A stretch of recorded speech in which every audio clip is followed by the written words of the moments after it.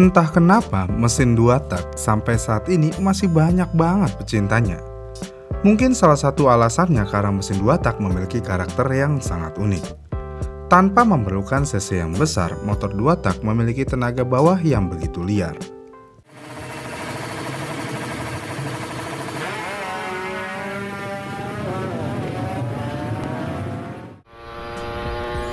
Selain tenaganya, tentu aja suara 2 tak itu cukup enak didengar.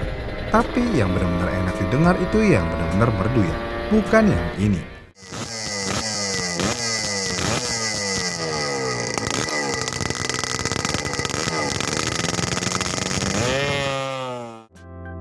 Ini mah suaranya hancur banget, nggak ada nikmat-nikmatnya sama sekali. Namun sayangnya, sensasi mengendarai motor 2 tak saat ini sudah tidak bisa kita rasakan lagi, karena motor 2 tak sudah diskontinu lebih dari 10 tahun yang lalu.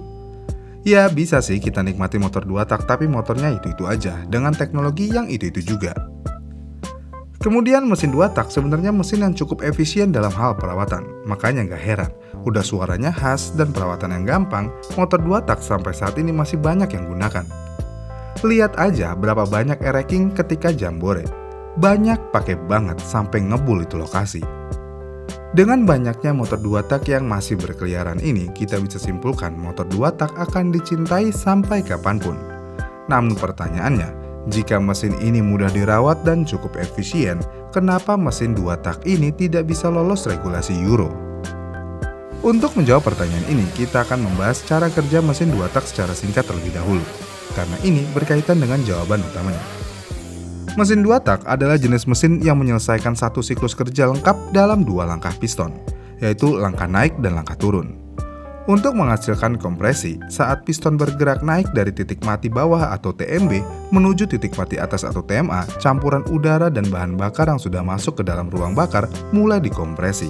Jadi ketika piston naik, katup masuk dan buang tertutup, sehingga campuran bahan bakar dan udara terperangkap di ruang bakar. Kemudian sesaat sebelum piston mencapai TME, busi mempercikan api yang membakar campuran udara dan bahan bakar yang telah terkompresi tersebut. Pembakaran ini menciptakan ledakan yang menghasilkan energi untuk mendorong piston kembali turun. Kemudian dengan adanya ledakan yang terjadi akibat pembakaran menyebabkan piston terdorong turun dengan cepat, menghasilkan tenaga yang kemudian diteruskan ke crankshaft untuk menggerakkan roda atau komponen lainnya. Selama langkah ini, piston juga menekan campuran bahan bakar baru di bawahnya yang sudah masuk melalui lubang transfer. Dan ketika piston mendekati TMB, lubang buang terbuka dan gas sisa pembakaran yang bertekanan tinggi dikeluarkan melalui lubang ini. Pada saat yang bersamaan, campuran bahan bakar dan udara segar dari karburator masuk ke ruang bakar melalui lubang transfer yang sudah terbuka oleh pergerakan piston. Proses ini dikenal sebagai pembilasan atau ketika gas baru masuk untuk menggantikan gas sisa pembakaran yang dikeluarkan. Itulah cara kerja mesin 2 tak. Mesin 2 tak ini juga sangat berbeda dengan mesin 4 tak yang menggunakan katup untuk mengatur masuknya bahan bakar dan keluarnya gas buang. Namun dengan tidak adanya sistem katup ini, mesin 2 tak tentu aja menjadi lebih sederhana dan ringan. Namun kenapa tidak bisa tembus regulasi Euro? Regulasi Euro adalah standar untuk mengatur jumlah maksimum zat-zat berbahaya yang boleh dikeluarkan oleh kendaraan seperti karbon monoksida, hidrokarbon, nitrogen oksida, dan partikel-partikel partikulat lainnya. Dan sayangnya lagi, setiap pembaruan regulasi ini akan mengurangi batas emisi gas buang yang diizinkan, termasuk hidrokarbon, karbon monoksida, dan nitrogen oksida. Namun apakah mesin 2 tak nggak bisa diatur jumlah keluar zat-zat berbahayanya tersebut? Sayangnya, mesin 2 tak memiliki kelemahan mendasar dalam hal emisi, karena selama proses pembakaran, campuran bahan bakar dan udara langsung masuk ke dalam ruang bakar tanpa melalui katup tertutup seperti pada mesin 4 tak. Dan hal ini menyebabkan sebagian bahan bakar yang belum terbakar keluar langsung bersamaan dengan gas buang.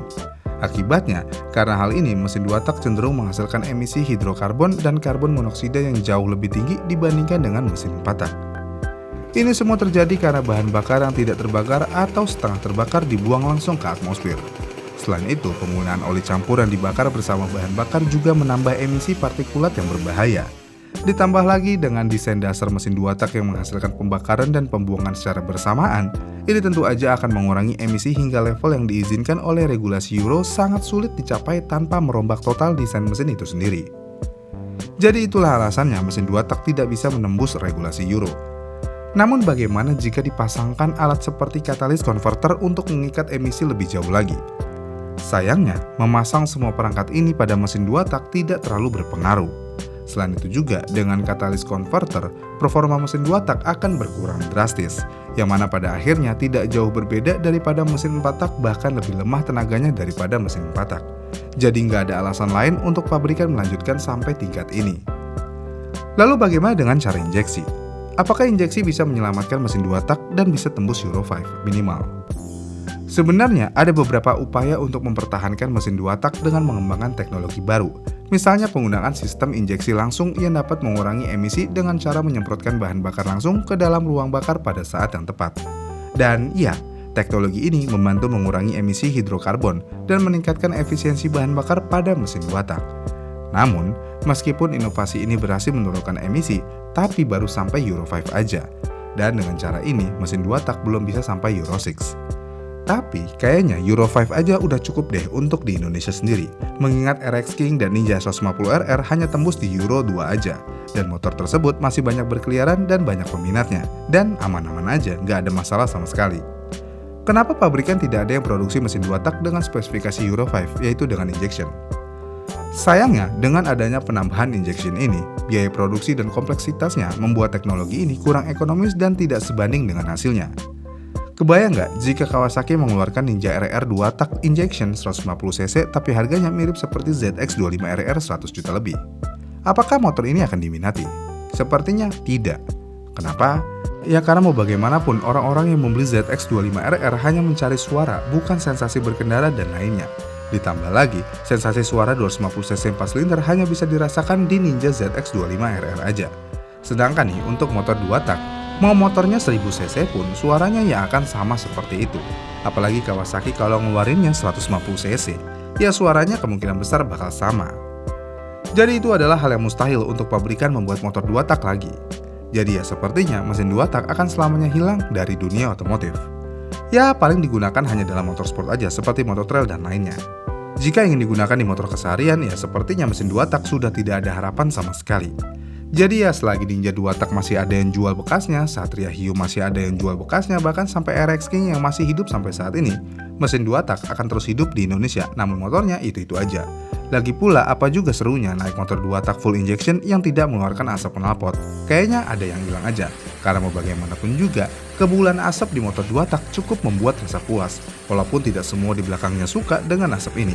Tapi setidaknya, ini adalah salah satu keunikan mesin 2 tak.